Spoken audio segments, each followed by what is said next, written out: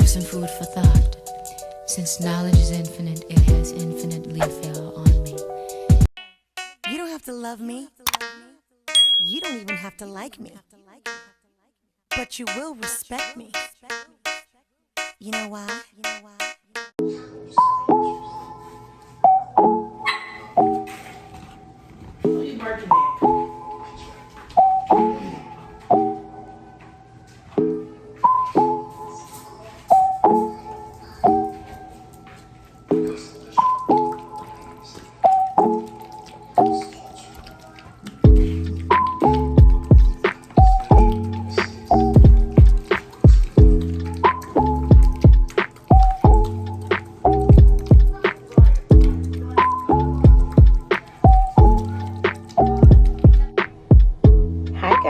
Welcome back to the channel. Thanks for coming back to watch me cook again. And based on a previous clip, he obviously loved it. So stay tuned to see how I achieve these results. And if you haven't already hit that subscribe button, go ahead and hit it now. And don't forget to like, comment, and subscribe. And I already said subscribe, y'all. But also hit the notification bell so you can know every time I post, since your girl does post sporadically. As you can see, I'm going in on this carrot, cutting it up into bite-sized chunks. Jet is about 4 or 5 months at the time of this video, so I really didn't want to do anything that would hurt his teeth because they are still coming in and falling out. So yeah, just want to be mindful of that. If you have a pupper, if you have a fully grown dog, or even just a big dog, you could leave it in bigger chunks according to your dog's size.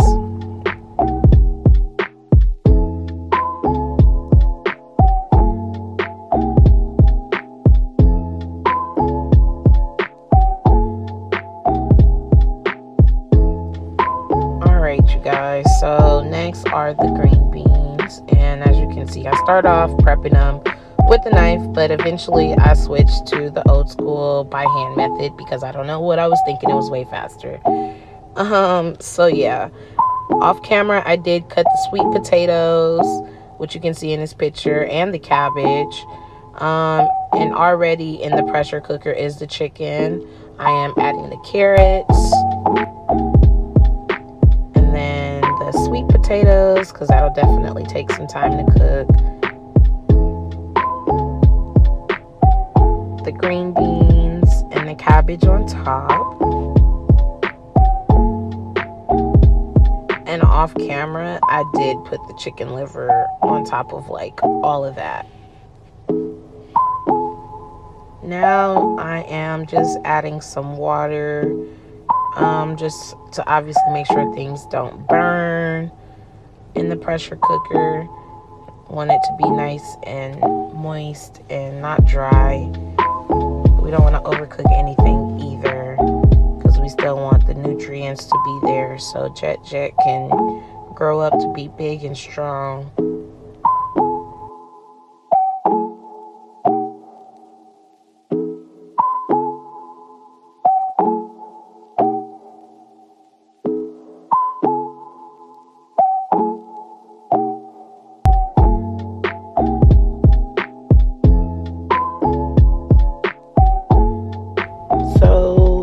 Here you can see me just trying to set the time on the pressure cooker so I can just let this go and get my own dinner started.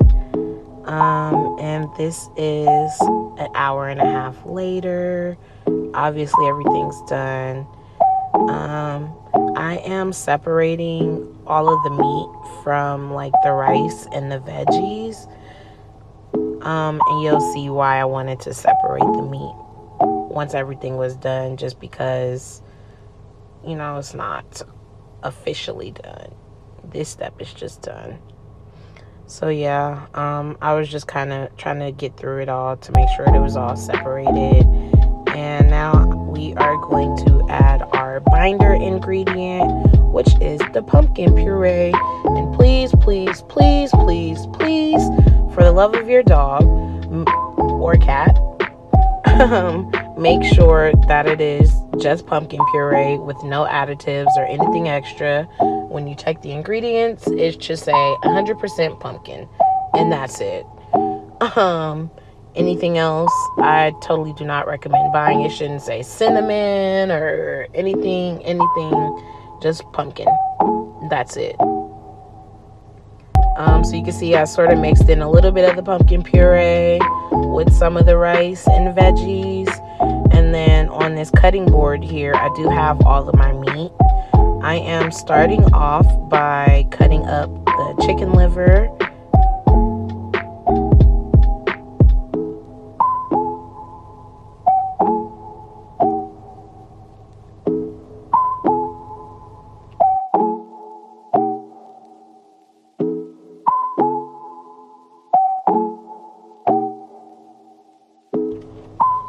So I am adding the chicken liver into the pumpkin and rice and veggie mixture. And now I am going to get started on these chicken thighs. I'm just taking the bone out, the skin off, and trying to give it a good chop. So all of the chunks are at least bite size.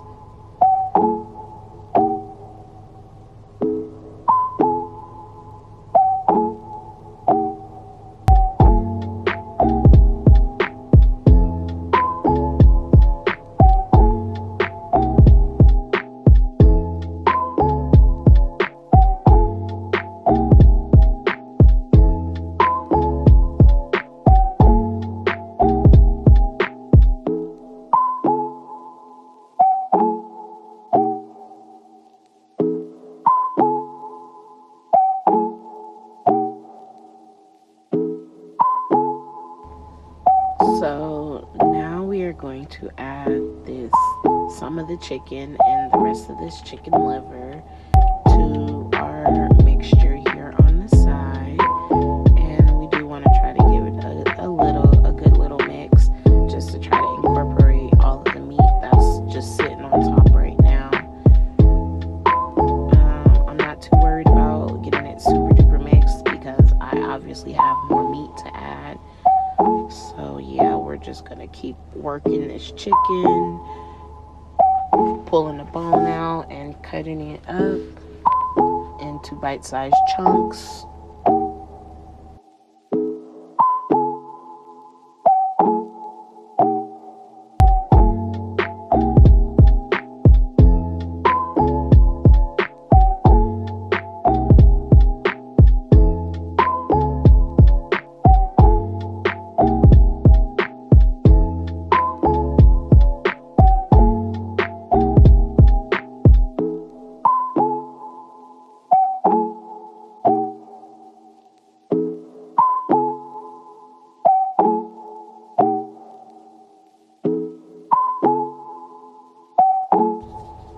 So with this piece of turkey, I really just kind of threw it in there mostly for flavor.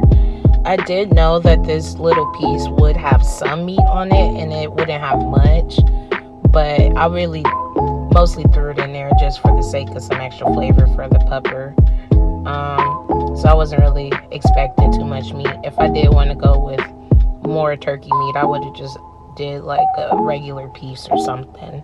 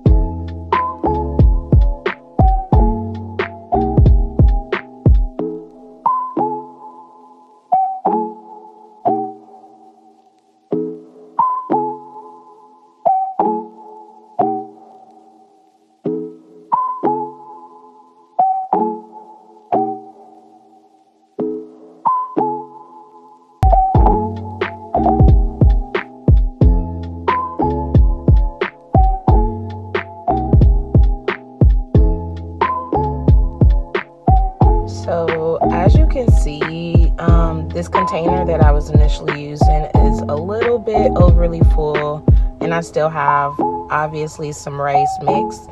So I went ahead and just mixed it all in the pressure cooker container. I still had to add pumpkin, so yeah. Make sure you have a big enough bowl to mix everything to make sure it's well incorporated, so each bite is the same from start to finish.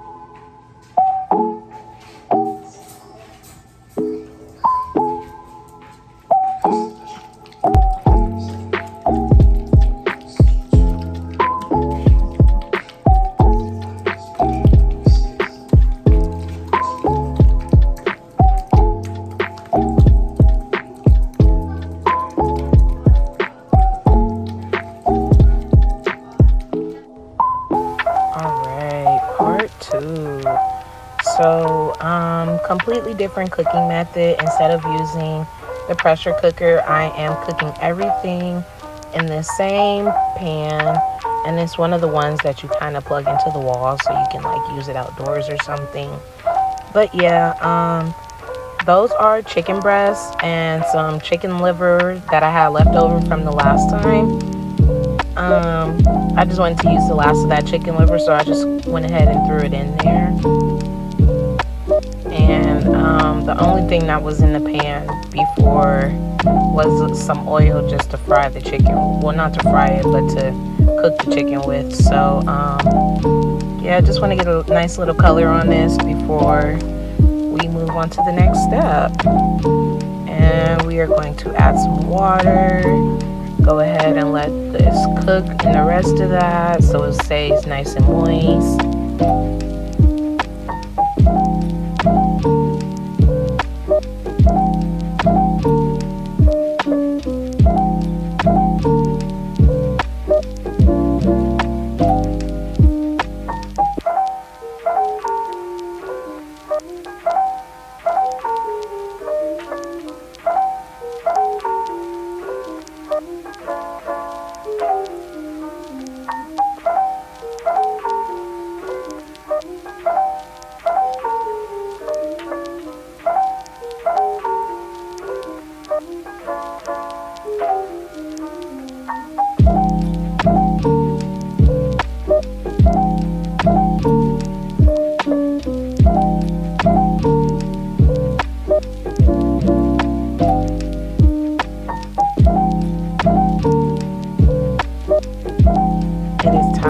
Start cooking our turkey.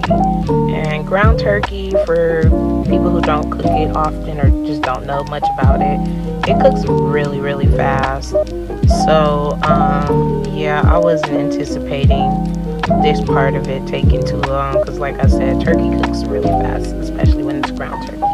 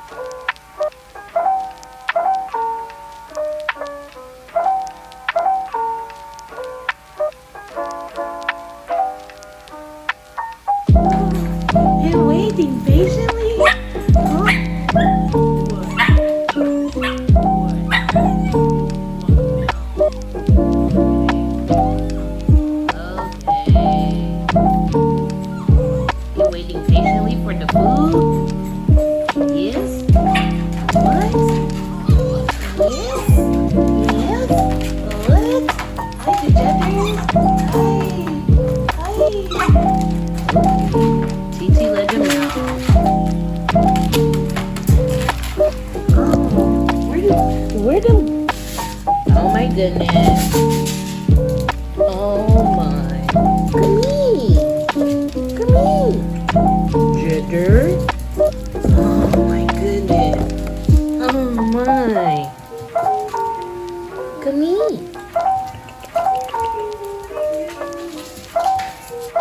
You see what happens when you let the dog distract you? As cute as he is, the turkey's done now. That's how fast it cooks.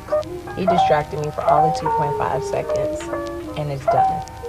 Craziness. Yeah, it cooks so fast. This ground turkey is one of those meats that when you want to have a 30-minute, like, start to finish meal, ground turkey's the way to go because it's going to cook so fast.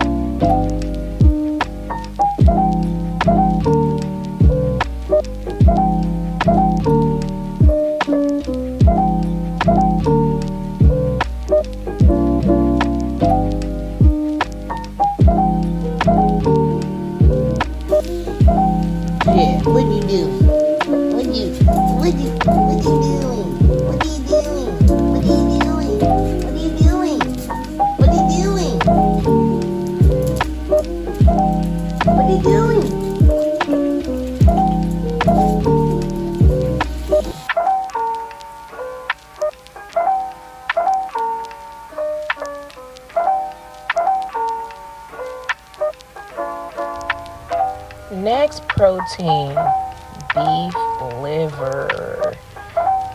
And honestly, you guys, this was like one of my first times ever cooking beef liver. I normally, if I were to like cook some liver, it would have been chicken liver, not beef liver. My nana used to make her dressing with chicken liver, so that's like a childhood thing for me.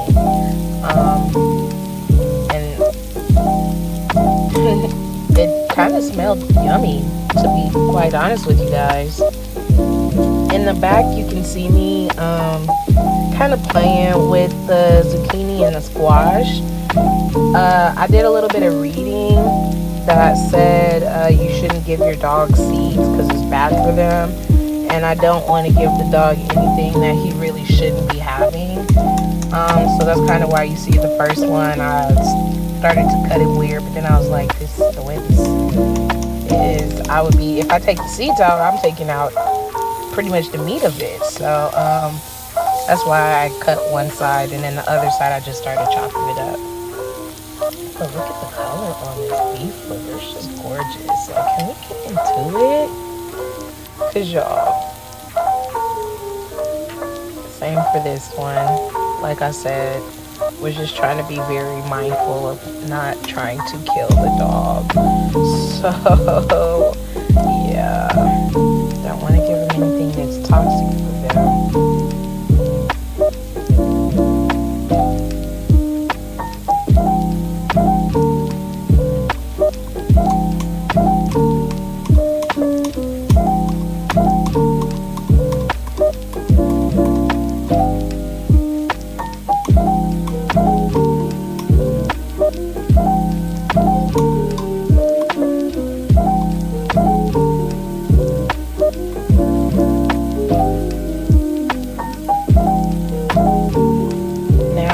Even though these are baby carrots, I still wanted to cut them up into smaller bite-sized chunks just because I really don't want to give the puppy something that's too big for his mouth to where he's uncomfortable eating it. And like I said, I just know that he's still losing teeth, and I do try to be mindful of that. I don't want to give him something that's too hard to eat or anything that would make him uncomfortable. So I just wanted to go ahead and cut those into smaller bite-sized pieces for him because he is a baby. But if you have a bigger pup or a big dog in general, then the baby carrots are fine as is.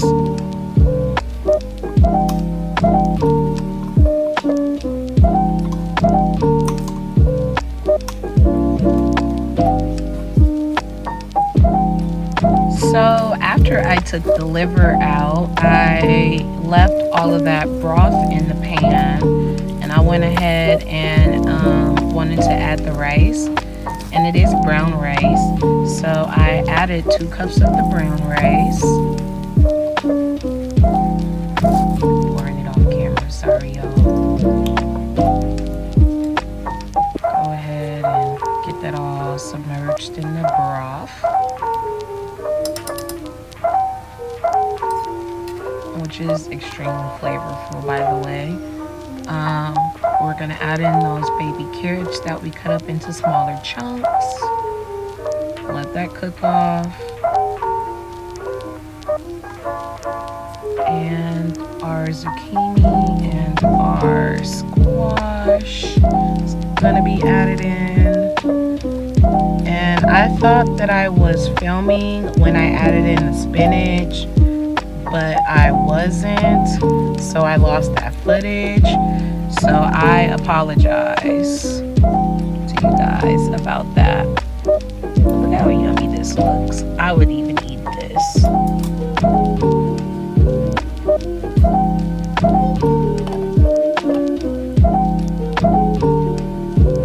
So while our veggies and rice is cooking, I want to go ahead and start breaking down the protein, starting with this chicken breast. And my goal for Jet, because he's a puppy and I don't know if he'll be any bigger, bite-sized chunks. I always try to give him manageable bite-sized chunks so it doesn't overwhelm him when he's trying to eat, because I don't want him to try to choke and kill himself on a big piece of chicken. So yeah, definitely try to do that. Whether it's veggies or protein, I always try to give him bite-sized chunks. If you have a bigger dog, then obviously that's not something that you will worry about. But for puppies and small dogs, bite-sized chunks are the way to go, in my opinion. Jet was still out, so I was giving him some treats because he's been pretty good up to this point.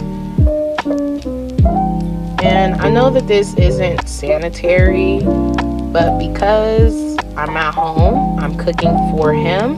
It's his food.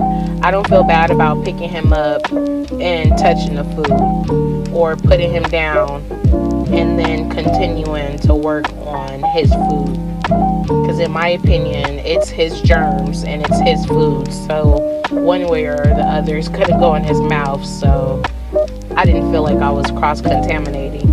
If I was cooking for someone else's dog or cat or just pet period, I would have definitely washed my hands. But because I know I'm cooking for Jet, I wasn't necessarily worried about cross-contaminating because this is all for him. So yeah, just getting the beef liver cut up into those bite-sized chunks. And we're gonna keep moving. The last thing we need to cut is our chicken liver, and I think it is very small because a cow standing next to a chicken is obviously like a huge size difference. So yeah, we're gonna keep dicing and slicing bite-sized chunks. If I see anything too big, I'm making it smaller. With the chicken liver, it's pretty easy to manage because it's a smaller animal, but yeah. Look at all that protein. So here you can see I did start adding some meat, but I did want to kind of go little by little. This is everything kind of being mixed in. Pre-binder, which is our pumpkin puree. Just trying to make sure everything's nice and well incorporated so every bite is the same from the beginning to the end.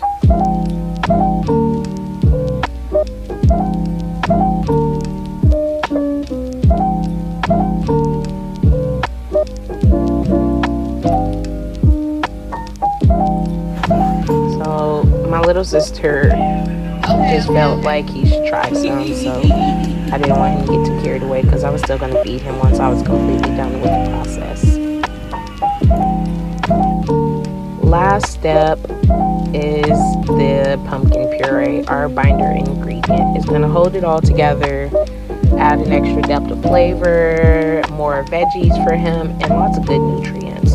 And he loves it. So, like, you might be surprised what your pet likes. So yeah, I just want to get this mixed. I really should have used 2 cans instead of that small one, but that was really my own fault for not being well prepared. So yeah, it still turned out great. He still loved it nonetheless with just the 1 can. But just want to make sure it's well incorporated so we get even bites. And now that everything is completely mixed, we're going to go ahead and put it in his storage bowl. And the size of this container, the way Jet eats, which is like a savage, it'll last him about 2 to 2.5 weeks.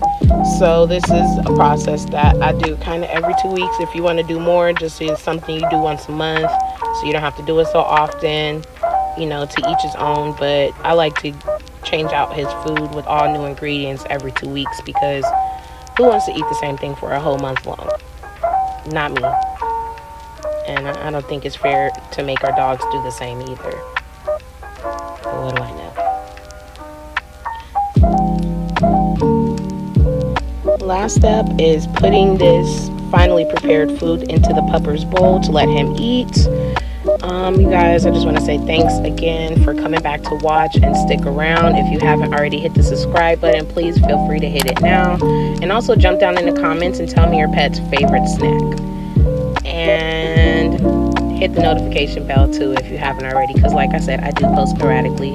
And enjoy Jet eating, guys. I'll see you guys on the next one. Thanks again. Bye, guys.